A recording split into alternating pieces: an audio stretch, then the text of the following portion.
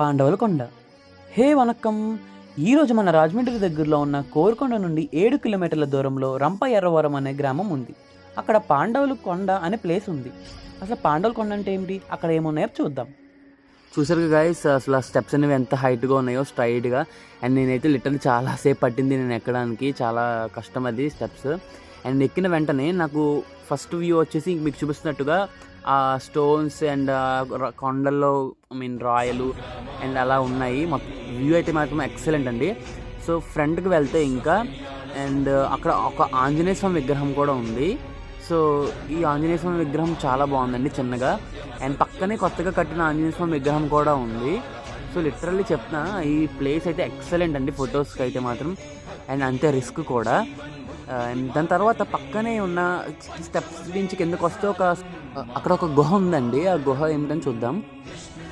Hi guys, మన కోరుకొండ దగ్గర ఉన్న ఎర్రవరంలో ఈ పాండవుల కొండ అనే ఊరికి వచ్చాము ప్లేస్కి. సో ఇక్కడ చూస్తే చాలా మెట్లు ఉన్నాయి. మనం ఇందాక ఎక్కొచ్చాం కదా, సో అలాగే చాలా మెట్లు ఉన్నాయి. అండ్ ఇంకో మెట్లు ఉన్నాయి డౌన్కి. అండ్ డౌన్కి వస్తే ఇక్కడ ఒక పెద్ద సొరంగ గుహలా ఉంది. ఏంటి గుహ అని చూస్తే అక్కడ పూర్వీకులను అడిగితే ఇక్కడ పాండవులు వనవాసం చేసినప్పుడు ఇక్కడ ఉండేవారని చెప్పి అన్నారు. సో ఈ గుహలోకి మనం వెళ్ళి చూద్దాం రండి. లోపలికి వెళ్తే ఇక్కడ చాలా పురాతనమైన రాయలు అండ్ అమ్మవారు విగ్రహాలు అయితే ఉన్నాయండి. అండ్ ఆ పురాతనమైన రాయలకి పసుపు కుంకుమతో చాలా ఏదో పూజలు అయితే చేసినట్టుగా కనిపించింది. అండ్ ఆ కొండకి వెనకాల వైపు ఇంకో స్టెప్స్ ఉన్నాయండి. అండ్ ఆ స్టెప్స్ త్రూ వెళ్తే అక్కడ ఒక గుహల్లా కనిపించాయి. ఒక 3 గుహల వరకు ఉన్నాయండి, 3 గదుల్లాగా. అది ఏంటని చూద్దాం. చాలా అంత రాయితో ఎట్లా కట్టారు అసలు, చాలా బాగుంది.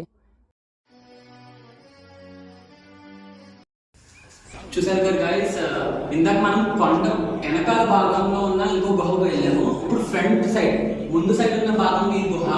అండ్ ఇక్కడ చూస్తే కొన్ని విగ్రహాలు ఉన్నాయి అండ్ పేర్లు కూడా రాస్తున్నాయి. సహదేవుడు, భీముడు, ధర్మరాజు, అర్జునుడు, నకులుడు. సో ఈ 5గురు ఇక్కడ ఉండేవారని చెప్పి స్థలపురాణం చెప్తుంది. అండ్ ఈ చుట్టుపక్కల వాళ్ళు కూడా చెప్తున్నారు. అండ్ ఇది స్తూపం అంటారంట. అంటే స్తూపం అంటే నాకేమో తెలియదు, బట్ ఇక్కడ స్తూపం అని మాత్రం అంటారని చెప్పారు. ఈ గదిలో రాధాకృష్ణుల బొమ్మలు కూడా ఉన్నాయి.